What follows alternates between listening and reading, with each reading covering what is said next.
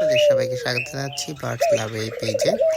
আজকে আপনাদেরকে দেখাবো ঘুঘু পাখির একদম ডিম থেকে বাচ্চা পর্যন্ত। আমার ঘুঘু পাখি ৩-৪ জোড়া আছে। এই যে ঘুঘু পাখি দেখছেন, এটা ডাকছে।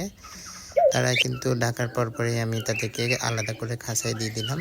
তারপর তারা তাদের বাসা বোনার জন্য নেস্টিং নিয়ে তাদের বাসা বুনছিল। নেস্টিংয়ের জন্য আমি দিয়েছিলাম নারকেলের ছোবড়া। এগুলো দেওয়াতে খুব সুন্দর করে তারা বাসার বোনা শুরু করে দিল। তারপর তারা ম্যাটিং করলো। আসলে ম্যাটিংয়ের দৃশ্যটা আমি মোবাইলে ধারণ করতে পারিনি, তবে অসাধারণ সুন্দর ডিম দেওয়ার দৃশ্যটি আমি ধারণ করেছি আপনাদেরকে দেখানোর জন্য।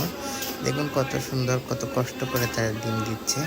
ডিম দেওয়ার পুরো ভিডিওটা করতে আমার অনেকক্ষণ সময় লেগেছে, যা কাট করে আপনাদেরকে দেখালাম। মাশাআল্লাহ, ডিম দিয়ে দিল। আলহামদুলিল্লাহ আলহামদুলিল্লাহ। দেখা যাক, আমি ভিডিও করার কারণে অনেক বেশি ডিস্টার্ব ফিল হয় তাদের। যাই হোক, তারা কিন্তু ২টা ডিম দিয়েছে। ২টা ডিমের মধ্যে আমি বেশিরভাগ ভিডিও করছি, তার কারণে মনে হয় একটা ডিম ফার্টিল হয়েছে, একটা ডিম থেকে বেবি হয়েছে। আলহামদুলিল্লাহ, আপনারা দেখতে পাবেন ২টা ডিম থেকে বেবি হয়নি। আসলে পাখিদেরকে ডিস্টার্ব একদম করা ঠিক না ডিম দেওয়ার পর। এই যে আমার বাচ্চাটা এখন হচ্ছে প্রায় ৭-৮ দিন হয়ে গেছে, একটা মাত্র বাচ্চা। সবাই দোয়া করবেন। ঘুঘু পাখি খুব ভালো, মাংসও ভালো, খেতেও মজা, কবুতরের মতো পুষ্টিগুণে ভরপুর। আপনাদের সবাইকে অনেক অনেক ধন্যবাদ জানিয়ে আজকের মতো শেষ করছি। ঘুঘু পাখি কিন্তু খুব সুন্দর করে তাদের বাচ্চাকে কেয়ার করে।